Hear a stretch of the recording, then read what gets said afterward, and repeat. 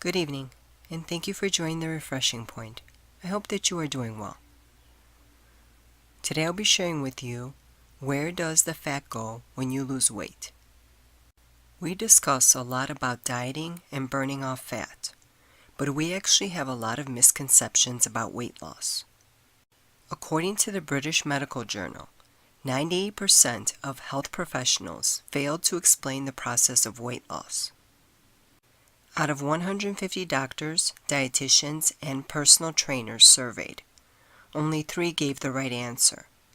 And no, it was not fat turns into energy, as most people think. The problem with this theory is that it violates the law of conservation of matter, which all chemical reactions obey. Neither was it fat turns into muscle, which is also impossible. A study performed at the University of New South Wales revealed that fat breaks down into carbon dioxide, CO2, and water. The former is exhaled as carbon dioxide, and the latter enters your blood until it is passed out as sweat or urine. Around 84% of fat gets turned into CO2, so burning 10 pounds of fat results in 8.4 pounds of carbon dioxide. The vast majority of CO2 is expelled via our lungs. So you exhale the carbohydrates, almost all the fats, and most of the alcohol burned by your body. A small part of protein gets turned into urea and other wastes, but most of it also breaks down into CO2 and water. Dietary fiber is about the only thing that makes it to your colon intact and undigested. Everything else gets into your blood or organs. To gain a better understanding of how weight is lost or gained, you have to keep track of kilograms in addition to the usual calories. Take for example Australians during 2011 to 2012. According to the Australian Bureau of Statistics, the average Australian consumed 7.7 pounds or 3.5 kilograms of food and drink each day.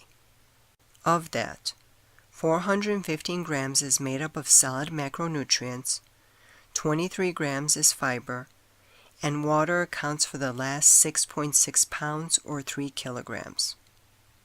What goes unrecorded is that an Australian also inhales over 600 grams of oxygen every day.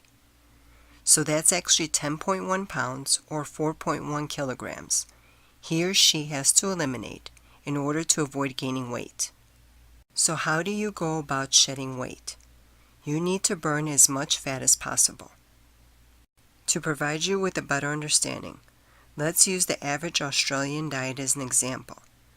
If you burn up the 415 grams of macronutrients, you lose 740 grams of CO2, 280 grams of water, and 35 grams of urine waste products. A typical person with a weight of 165 pounds or 75 grams, who does no major activity, produces 590 grams of CO2 every day. This amount comes from the fat burned by the body when it is at rest, and includes the 200 grams of CO2 you generate while asleep. A 65-pound person who eats the average Australian diet ends up with a surplus of 150 grams of CO2, which translates to around 82 grams of unexpended fat. This excess eventually piles up into kilograms of fat. If you were that person, you have to increase your metabolic rate in order to burn up the unused fat in your body. This can only be done through physical activity.